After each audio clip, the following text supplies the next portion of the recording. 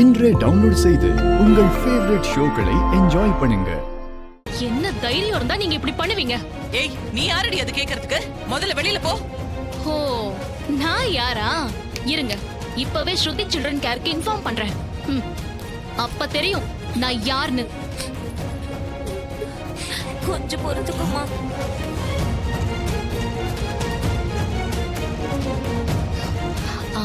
Hello,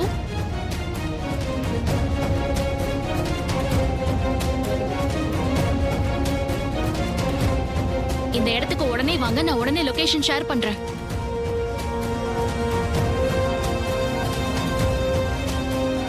நான் கேட்டாலாம் பதில் சொல்ல மாட்டீங்க. இப்ப அவங்க வருவாங்கல்ல, கேட்பாங்க, அப்ப பதில் சொல்லுங்க.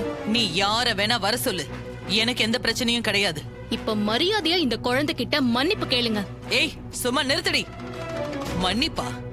நானா? நீங்க தான் மன்னிப்பு கேட்கணும். கேளுங்க. மன்னிப்பெல்லாம் என்னால கேட்கவே முடியாது. வலிக்குதா? அழாதடா, சரியாயிடும். காட்டுங்க. Excuse me. சார், வாங்க சார்.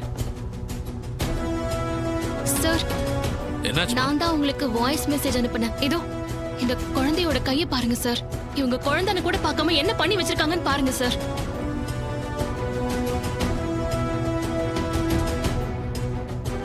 ஒரு ஆளை துன்புறுத்துறதே தப்பு, அதுலயே குழந்தைய துன்புறுத்தி இருக்கீங்க.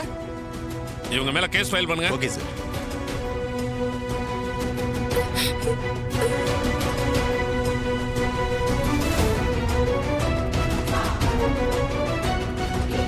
கொஞ்சம் தனியா வாமா, உங்ககிட்ட கொஞ்சம் பேசணும். சார், தனியா எதுக்கு சார் பேசணும்? அதெல்லாம் ஒண்ணும் தேவையில்லை. முதல்ல கேஸ ஃபைல் பண்ணுங்க. இவங்களுக்கு தண்டனை வாங்கி தராம நான் இங்க இருந்து போக மாட்டேன். ஏமா, பேசாம மன்னிப்பு கேட்டு இழப்பீடா ஏதாவது கொடுத்துடுங்கம்மா. நான் மன்னிப்பு கேட்கணுமா? மன்னிப்பு கேட்கலன்னா கேஸ் ஃபைல் பண்ணுவாங்க. கேஸ் ஃபைல் பண்ணா பெரிய விஷயமாகும். அதுவும் 10 வயசு கீழே இருக்கிற குழந்தைக்கு ஏதாவது பிரச்சனைனா உங்க கம்பெனிக்கே சீல் வச்சிருவாங்க. அதனாலதாம்மா சொல்றேன், வேற வழியே இல்ல. ஏதாவது காம்பன்சேஷன் கொடுத்தே ஆகணும். காம்பன்சேஷன் கொடுத்தாலும் பத்தாது, மன்னிப்பு கேட்கணும்.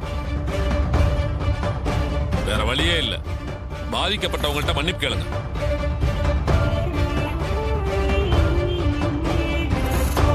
தெரியாம பண்ணிட்ட, மன்னிச்சிருங்க. இது மன்னிப்பா?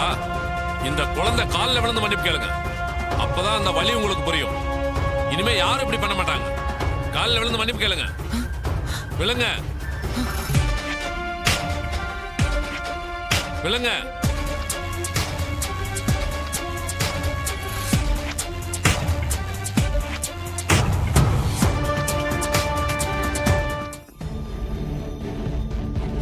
தெரியாம பண்ணிட்டேன், என்ன மன்னிச்சிரு.